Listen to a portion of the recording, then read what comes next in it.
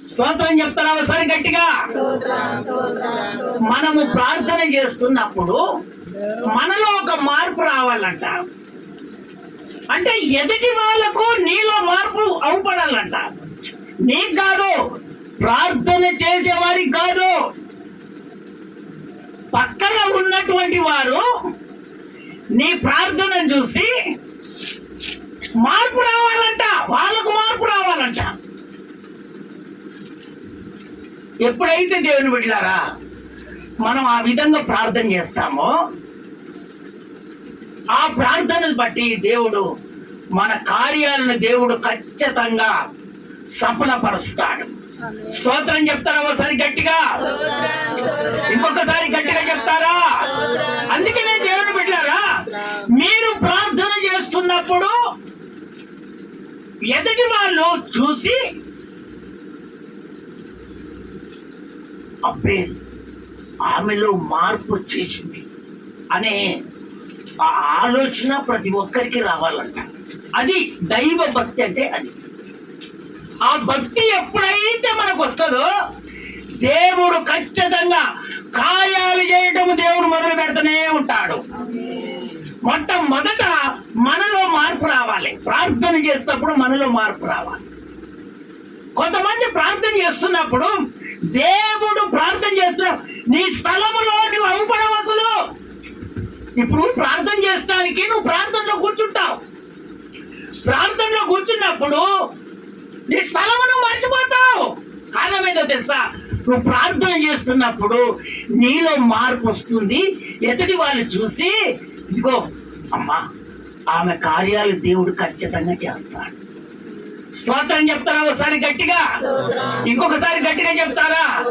అందుకనే దేవుని బిడ్డలారా యేసు ప్రభు 3 శిష్యులను తీసుకొని ఒక ప్రాంతానికి వెళ్ళి ప్రార్థన చేస్తున్నాడు. ఎవరు? దేవాది దేవుడు ఒక 3 నమ్మకమైనటువంటి వాళ్ళు తీసుకొని దేవుడు ప్రార్థన చేయడానికి వాళ్ళు తీసుకొని వెళ్ళిపోయారు. ఆయన ప్రార్థన చేస్తూనే ఉన్నాడు. ప్రార్థన చేస్తూనే ఉన్నాడు. ఆయన ముఖము మారిపోయిందంట. ఆయన వస్త్రాలలో కూడా మార్పు వచ్చేసిందంట. యేసయ్యను వాళ్ళు చూడలేకపోయారట. ఎవరిని? ప్రార్థన చేస్తున్నప్పుడు యేసు ప్రభు ప్రార్థన చేస్తున్నప్పుడు యేసు ప్రభునే చూడలేకపోయారట. ఎవరో? స్నేహితులు, అంటే శిష్యులు. స్తోత్రం చెప్తారా ఒకసారి గట్టిగా? దేవుని బిడ్డలారా నువ్వు ప్రార్థన చేస్తున్నప్పుడు నీ స్నేహితులే గాని, నీ విశ్వాసులే గాని, ఇదిగో నీ ఇరుగు పొరుగు వాళ్ళే గాని నువ్వు ప్రార్థన చేస్తున్నప్పుడు నిన్ను చూసి ఆ మహిమను తట్టుకోలేకుండా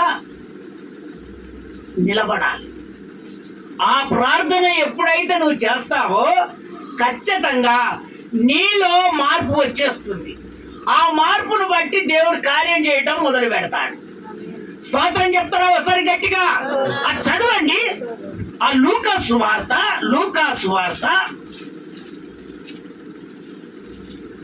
9వ అధ్యాయము 29వ వచనం. ఆయన ప్రార్థించుచుండగా ఆయన ముఖ రూపము మారెను. చూచావా?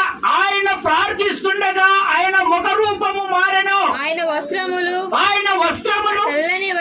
తెల్లనివై దగదగ మెరిచెను. ఆయన వస్త్రాలు కూడా దగదగాన్ని మెరిచాయట. ఎవరు చెప్తున్నారు? యేసయ్య తోటి వెళ్ళినటువంటి వాళ్ళు చెప్తున్నారు.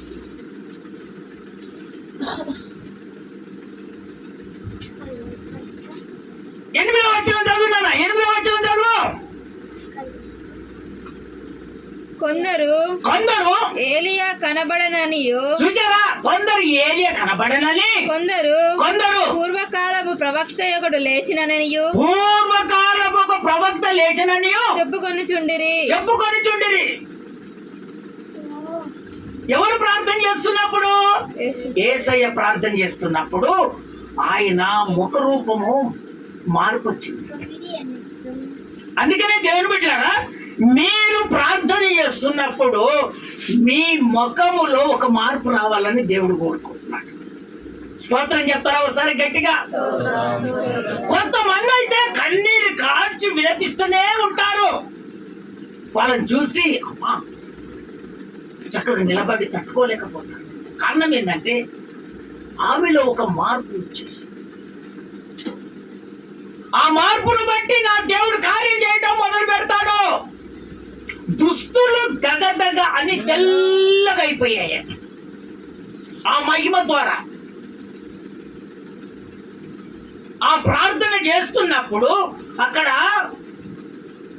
యేసయ్యకు కలిగినటువంటి దర్శనము అక్కడ ఉన్నటువంటి శిష్యులు కలిగింది. వాళ్ళు చూస్తా ఉన్నారు. చూస్తుంటే అయ్యా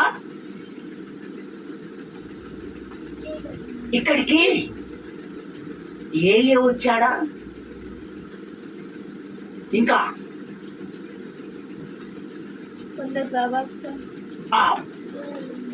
ఏలియా వచ్చాడా, లేక మోషే వచ్చాడా, ఇంకా ఏ ప్రవక్త వచ్చాడని అక్కడ వాళ్ళు ఆ దర్శనము ద్వారా తెలుసుకుంటున్నారు. స్తోత్రం చెప్తారా ఒకసారి గట్టిగా? ఇంకొకసారి గట్టిగా చెప్తారా? ఇంకొకసారి గట్టిగా చెప్తారా? 10వ వచనం చదువు నాన్న. 10వ వచనం చదువు. 10వ వచనం చదువు. అపోస్తులు తిరిగి వచ్చి తాము చేసినవన్నీ ఆయనకు తెలియజేయగా ఆయన వారిని వెంట పెట్టుకొని స్థాయి తాను ఊరికి ఏకాంతముగా వెళ్ళెను. దేవునికి స్తోత్రం కలుగును గాక. అయితే దేవుని శిష్యులను తీసుకొని మళ్ళీ వాళ్ళని తీసుకొని ఆ పట్టణానికి దేవుడు వెళ్ళిపోయాడు. స్తోత్రం చెప్తారా ఒకసారి గట్టిగా? ఇంకొకసారి గట్టిగా చెప్తారా? అందుకనే దేవుని బిడ్డలారా, మనలో మన ముఖములో మార్పు రావాలి, దుస్తులలో మార్పు రావాలి, మన హృదయంలో కూడా మార్పు రావాలి. ఎప్పుడైతే నీ హృదయంలో మార్పు వస్తుందో ఇదిగో స్వభావం అనేది మారిపోతుంది, పాత జీవితం అనేది పోతుంది. ఇదిగో నూతనమైనటువంటి జీవితము దేవుడు నీకు అనుగ్రహిస్తాడు. స్తోత్రం చెప్తారా ఒకసారి గట్టిగా? ఇంకొకసారి గట్టిగా చెప్తారా? అక్కడ ఉన్నటువంటి శిశువులు పాత జీవితం పోయి నూతనమైనటువంటి జీవితం వాళ్ళకు అనుగ్రహించాడు. ఎందుకు అనుగ్రహించాడంటే యేసు ప్రభు ప్రార్థన చేస్తున్నప్పుడు ఆయన ముఖ రూపం మారిపోయింది. ఆ మహిమకు ఆయన కట్టుకున్నటువంటి వస్త్రాలు తెల్లగా అయిపోయాయి. ఆ దర్శనములో ఏలియా, మోషే ఇదిగో అవుపడుతున్నారు. ఎవరికి అవుపడుతున్నారు? శిష్యులకు అవుపడుతున్నారు. వాళ్ళు ఏమంటున్నారో తెలుసా? అయ్యా నీకో పర్ణశాల, మోషేకో పర్ణశాల, అయ్యా ఏలియాకో పర్ణశాల కడదామా అని యేసయ్యను అడుగుతాం. స్తోత్రం చెప్తారా ఒకసారి గట్టిగా? ఇంకొకసారి గట్టిగా చెప్తారా? అందుకనే దేవుని బిడ్డలారా, నీవు ప్రార్థన చేస్తున్నప్పుడు ఇగో నీ పక్కలో ఉన్నటువంటి వాళ్ళు నీకు కలిగినటువంటి ఆ దర్శనాన్ని వాళ్ళు చూడాలి. స్తోత్రం చెప్తారా ఒకసారి గట్టిగా? ఏంటంటే దేవుని ప్రార్థనకు వస్తున్నాము అనేది కాదు, నీలో ఆ ముఖములో మార్పు రావాలి, నువ్వు కట్టుకున్నటువంటి వస్త్రాలలో మార్పు రావాలి, నీ హృదయములో మార్పు రావాలి, నీ పాత జీవితం అంతా పోయి నూతన జీవితము నీలో రావాలి. అప్పుడు నా దేవుడు నీకు మేలు చేయక మానుతాడా? స్తోత్రం చెప్తారా ఒకసారి గట్టిగా? ఇంకొకసారి గట్టిగా చెప్తారా? నా దేవుడు ఖచ్చితంగా మేలు చేస్తాడు. స్తోత్రం చెప్తారా ఒకసారి గట్టిగా? అదే మహిమ నిర్గమకాండము 34వ అధ్యాయము 29వ వచనం. 29వ వచనం, నిర్గమకాండ 34వ అధ్యాయం 28వ వచనం నాన్న, 28వ వచనం. అతడు 40 ఏళ్ల 40 రేయి పగళ్ళు అతడు 40 రేయింబగులు యెహోవాతో కూడా అక్కడ నుండెను. యెహోవాతో కూడా అక్కడ ఉండెను. అతడు భోజనము చేయలేదు, నీళ్లు తాగలేదు. అతనిలో ఆయన నిబంధన వాక్యములను అనగా 10 ఆజ్ఞలను ఆ పలక మీద రాసెను. స్తోత్రం చెప్తారా ఒకసారి గట్టిగా? ఇంకొకసారి గట్టిగా చెప్తారా? యేసు ప్రభు ఏం చేశాడంటే, ఇదిగో మోషేకు స్తోత్రం చెప్తారా ఒకసారి గట్టిగా? ఇంకొకసారి గట్టిగా చెప్తారా? మోషేను సీనాయి కొండ పర్వతం మీదకి దేవుడు పిలుచుకున్నాడు. స్తోత్రం చెప్తారా ఒకసారి గట్టిగా? ఈ సీనాయి కొండ పర్వతం మీదకి యేసు ప్రభు మోషేను ఎందుకు పిలుచుకున్నాడంటే, 10 ఆజ్ఞలు 2 పలకలను తన చెయ్యి వ్రాత ద్వారా దేవుడే ఆ పలకలను చేసి మోషేకి ఇవ్వాలి. ఈ పలకలను పట్టుకొని అందరూ నడుచుకోవాలని యేసయ్య ఏం చేశాడంటే, మోషేను సినాయి పర్వతం మీదకి పిలుచుకున్నాడు. స్తోత్రం చెప్తారా ఒకసారి గట్టిగా? ఇంకొకసారి గట్టిగా చెప్తారా? 40 రేయం పగులు అంటే ఉదయము నైటు ఆహారం లేదు, ఫస్ట్ ఉపవాసం. స్తోత్రం చెప్తారా ఒకసారి గట్టిగా? ఒక్క రోజుకే మనం ఉపవాసం ఉండలేకపోతాం, ఒక్క పూటకు ఉపవాసం ఉండలేకపోతాం, 2 రోజులకు ఉపవాసం ఉండలేకపోతాం. దైవజనుడు 40 దినాలు రేయం పగులు 40 దినాలు ఉపవాసములో ఉన్నాడు. దేవుడు పిలిచాడు, వచ్చేసాడు అంతే. ఆయన మహిమ కొరానికి ఆయన 10 ఆజ్ఞలు ఇదిగో రాజు ఇస్తాను అని ఎప్పుడైతే దేవుడు చెప్పాడో అదే ప్రకారంగా ఆయనను కనిపెట్టుకుంటా ప్రార్థనలోనే ఉన్నాడు. స్తోత్రం చెప్తారా ఒకసారి గట్టిగా? ఇంకొకసారి గట్టిగా చెప్తారా? ఆ మేఘములో నుంచి దేవుడు వచ్చేసి ఆయనకు 2 రాతి పలకలను వేసి 10 ఆజ్ఞలను దేవుడు అనుగ్రహించాడు. స్తోత్రం చెప్తారా ఒకసారి గట్టిగా? ఇంకొకసారి గట్టిగా చెప్తారా? ఆ 10 ఆజ్ఞలు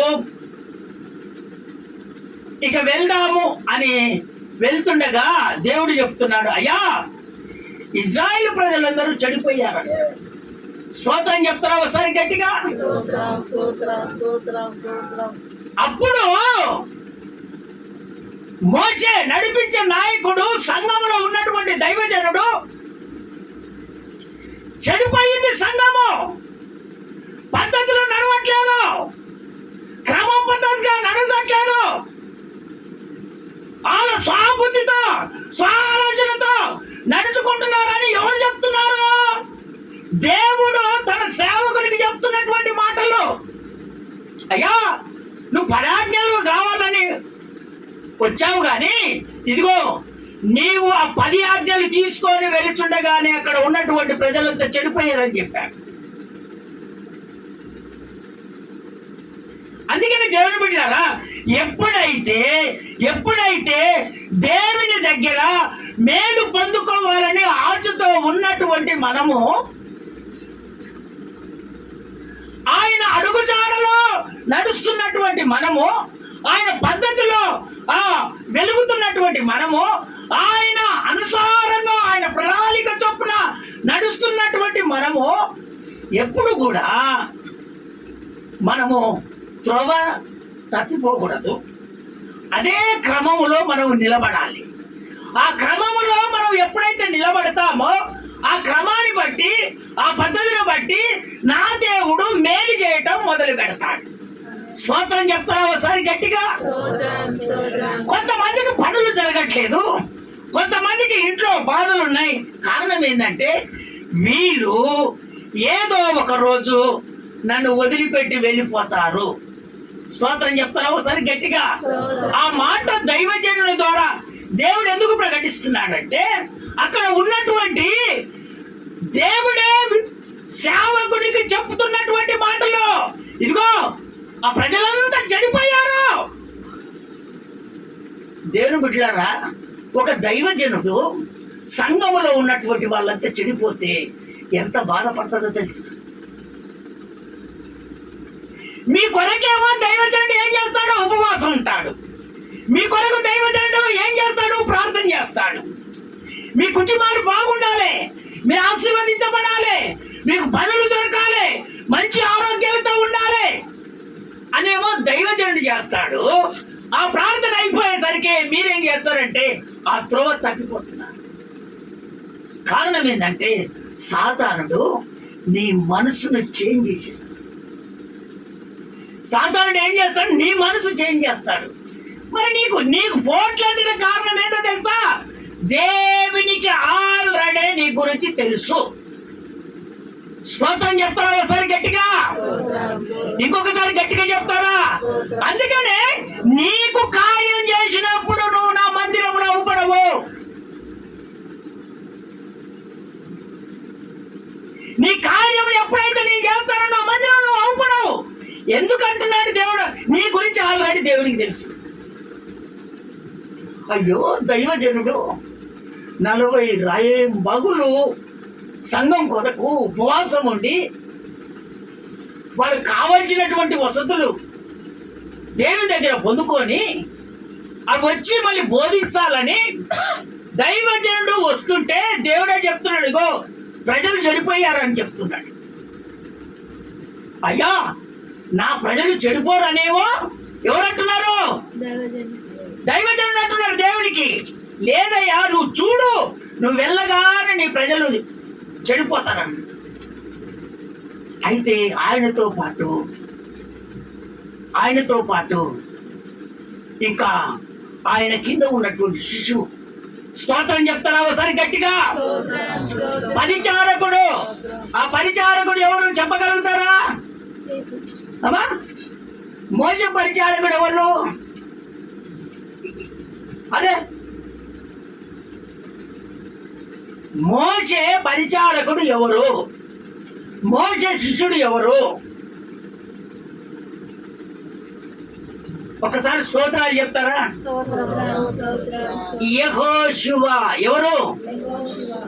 ఎప్పుడో విన్నారు కదా, వాక్యం విన్నారు కదా, మా వాక్యం విన్నారు కదా. నిన్న పోయిన శనివారమో ఆదివారమో విన్నారు కదా, మాటలు విన్నారు కదమ్మా. మోసే పరిచారకుడు ఎవరు? మోసే శిష్యుడు ఎవరు? యెహోషువ. ఆయనతో పాటు యెహోషువ కూడా 40 రాత్రి పగలు ఇదిగో తన సేవకుని ద్వారా ఆయన 40 దినాలు రేయం పగలు ఉపవాసంలో ఉన్నాడు. అక్కడికి వెళ్ళినప్పుడు అయ్యా జయధ్వని వినపడుతుంది అని ఎవరంటున్నారంటే యెహోషువ అంటున్నాడు, లేదయ్యా అది అబద్ధం, అది చెడు ధ్వని, అపజయధ్వని, అది జయధ్వని కాదు. ఎందుకో తెలుసా? వాళ్ళు ఐగుప్తు నుంచి దేవుడు విడిపిస్తే వాళ్ళు ఇక్కడికి వచ్చేసి ఏం చేశారో తెలుసా? వాళ్ళ చెవులలో ఉన్నాయంటే బంగారాన్ని తీసేసి ఒక దూడను తయారు చేయించారు. ఇలాంటి దేవుని బిడ్డలారా, ఆ దూడను తయారు చేయించి ఆ దూడను తెచ్చుకొని మమ్మల్ని రక్షించిన దేవుడు ఇదే అని గంతులేస్తున్నారు తాగి.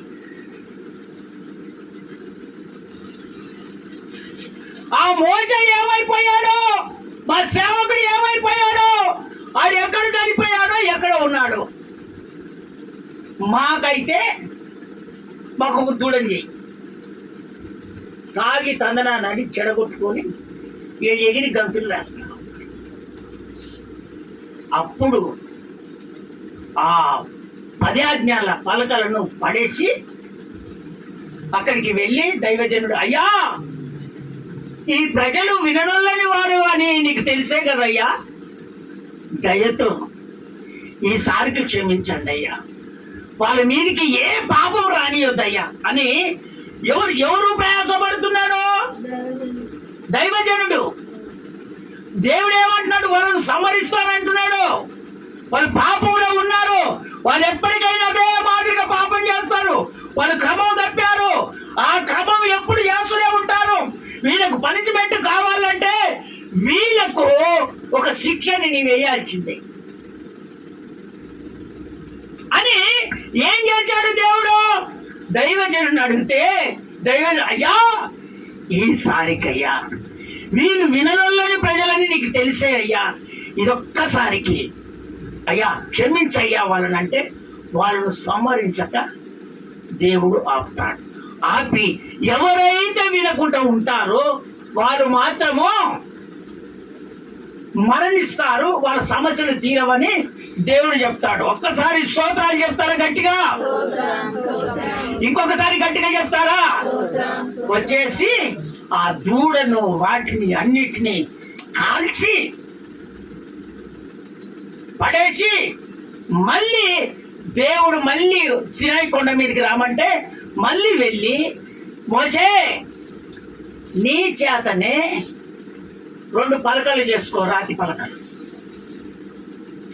ఆ 2 రాతి పలకలు చేసుకొని మళ్ళీ నా దగ్గరికి రా.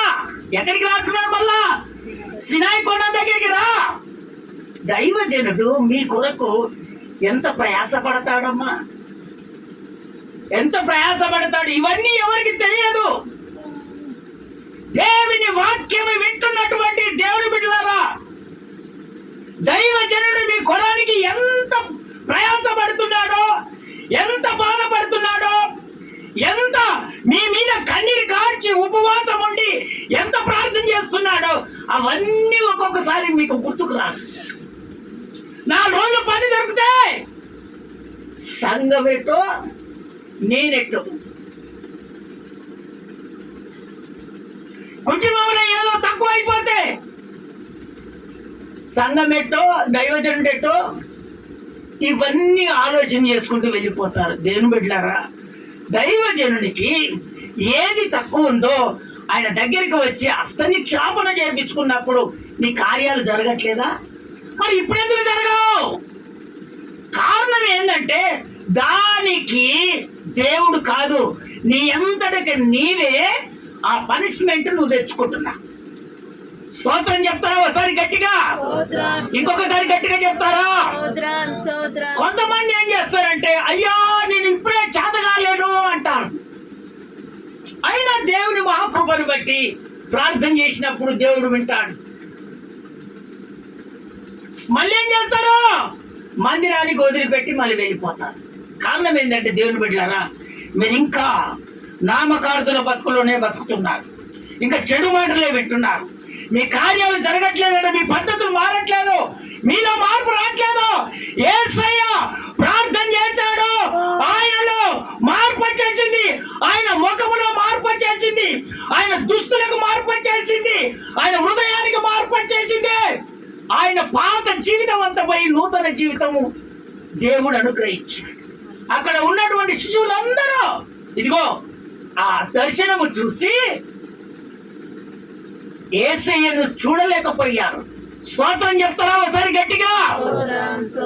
ఆయన మహిమను చూడలేకపోయారు. ఎవరు? శిశువులు చూడలేకపోయారు. అందుకనే దేవుని బిడ్డలారా, దైవజనునికి ఇచ్చినటువంటి కృప ఆ విధంగా ఉంటుంది. కొంతమంది పోటీ పడతారు. నువ్వెంత పోటీ పడ్డా, ఎంత ఇది చేసినా దైవజనుని నిలబెట్టుకున్నాడు. ఆయన దైవజనునితో ఎప్పుడు ప్రతి క్షణము ఆయనతోటే ఉంటాడు. స్తోత్రం చెప్తారా ఒకసారి గట్టిగా? ఇంకొకసారి గట్టిగా చెప్తారా? దైవజనుని నోట ఏ మాట వెల్లడవుతుందో అది ఖచ్చితంగా జరుగుతుందా అంటే. కానీ నువ్వేం చేస్తున్నావు అంటే దైవజనుడి కన్నా ఎక్కువ అయిపోతున్నావు. మరి దైవజనుడిని ఎందుకు నిలబెట్టాడు దేవుడు? అమ్మా, దేవుడు ఎందుకు నిలబెట్టాడు దైవజనుడిని? అందుకనే దేవుని బిడ్డలారా, ఇట్లా ఎప్పుడే కానీ మించిపోకూడదని దేవుడు ఈరోజు చక్కగా నీతో మాట్లాడుతున్నాడు. కొంతమంది నేర్పచ్చు, కొంతమంది ఏదో విధంగా చేయొచ్చు. దేవుని బిడ్డలారా, నీలో మార్పు వచ్చి, ఇదిగో ప్రార్థన చేస్తున్నప్పుడు నీలో మార్పు వచ్చేసి నువ్వు చక్కగా నిలబడి నీ కుటుంబంలో దేవుని మందిరంలో వదిలిపెట్టి వాళ్ళు చూస్తుండగానే నీ కుటుంబాన్ని నా దేవుడు ఆశీర్వదించడం మొదలు పెడతానే ఉంటాడు. కాస్త శ్రమలు వచ్చినప్పుడు ఆ శ్రమలను తట్టుకోవాలి, విజయం పొందేదాకా తట్టుకోవాలి. ఎప్పుడు శ్రమ వస్తుందో, ఎప్పుడు నింద వస్తుందో, ఎప్పుడు అవమానం వస్తుందో అప్పుడు మనకు జయము కలుగుతుంది, మన కుటుంబంలో సంతోషం కలుగుతుందని ఎప్పుడు నువ్వు రాసిపెట్టుకో. ఇక హృదయంలో రాసిపెట్టుకో. ఖచ్చితంగా నా దేవుడు ఆ విధంగా చేస్తాడు. స్తోత్రం చెప్తారా ఒకసారి గట్టిగా, ఇంకొకసారి గట్టిగా చెప్తారా? అప్పుడు మోషే దిగి వచ్చినప్పుడు ఇదిగో ఆయన మహిమను చూడలేక జనాలంతా కింద పడిపోయారట. ఆయన ముఖంలో మార్పు వచ్చేసింది. ఎందుకంటే దేవుని మహిమ ఆ సేవకునికి ఆయన మహిమతో నిలబెట్టుకోరు, చూడలేకపోయారు. అందుకని దేవుని బిడ్డలారా, నీవు ప్రార్థన చేస్తున్నప్పుడు నీ ప్రార్థన మార్పు రావాలి. ఎదుటి వాళ్ళు నిన్ను చూసి అబ్బా అని పడిపోవాలంతే. స్తోత్రం చెప్తారా ఒకసారి గట్టిగా?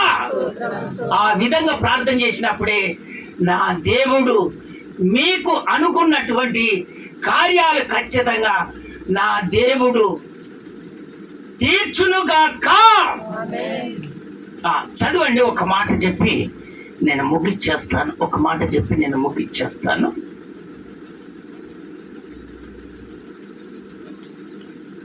మోషేనంట ముఖము వెలుగుతో ప్రకాశించిందంట. ఆ వెలుగును ప్రజలందరూ చూడలేకపోయారట. మోషేకు తెలియలేదంట ఆయన మీద ఉన్నటువంటి ఆ ప్రకాశం, ఆ వెలుగు ఆయనలో ఉన్నదనేది ఆయనకే తెలియలేదంట. ఎవరికి? మోషేకే తెలియలేదంట. అక్కడ చూస్తున్నటువంటి ప్రజలు చూసి పడిపోయారట, చూడలేకపోయారట.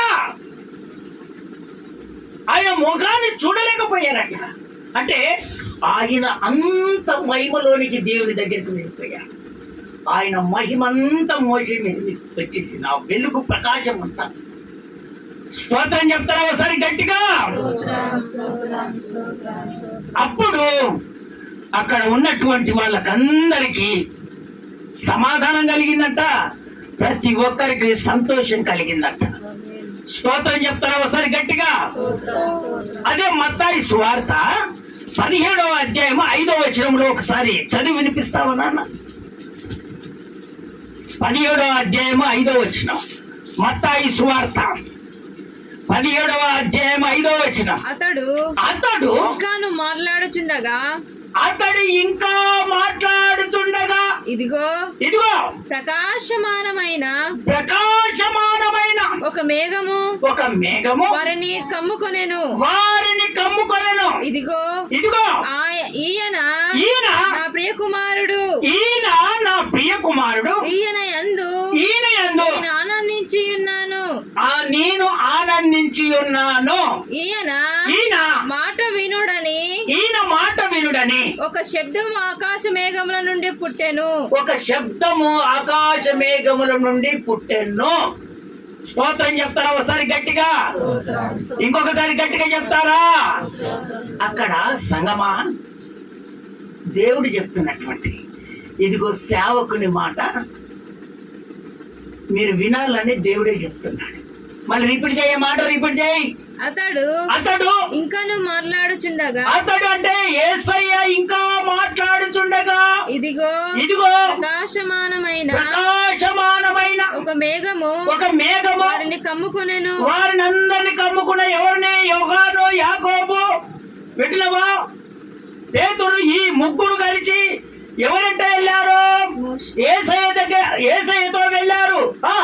ఇదిగో ఇదిగో ఈయన నా ప్రియ కుమారుడు, వాళ్ళకి చెప్తున్నటువంటి మాట, ఈయన నా ప్రియ కుమారుడు, ఈయన యందు నేను ఆనందించుచున్నాను, ఈయన మాట వినుడని, ఈయన మాట మీరు వినుడని ఒక శబ్దము ఆకాశ మేఘంలో నుండి పుట్టెను.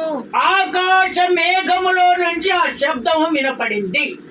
స్తోత్రం చెప్తారా ఒకసారి గట్టిగా? మీ అందరికి ఇప్పుడు అర్థమైందా? ఇప్పుడు ఎవరి మాటలు వినాలి? ఎవరి మాటలు వినాలి? దేవుడు ఎవరు చెప్తున్నాడు?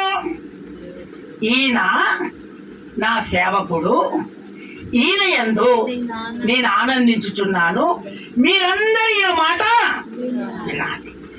మరి సంఘానికి దైవజనుడు ఎందుకు నిలబెడుతున్నాడు?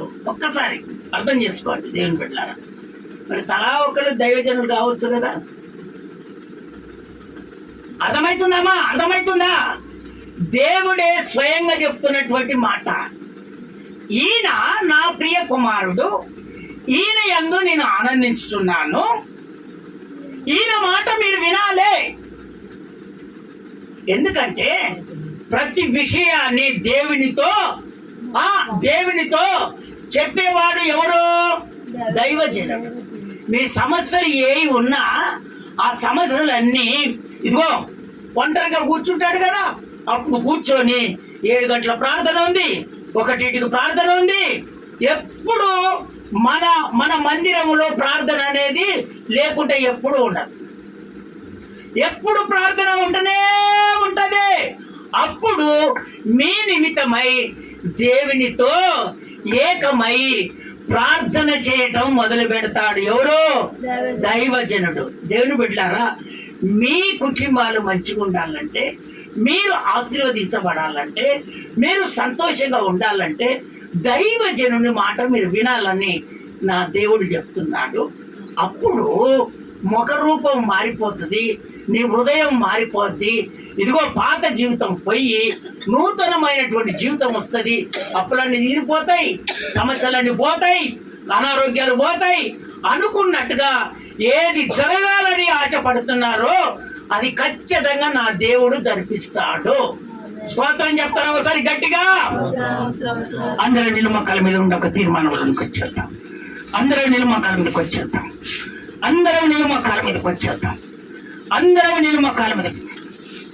మార్పు తెచ్చు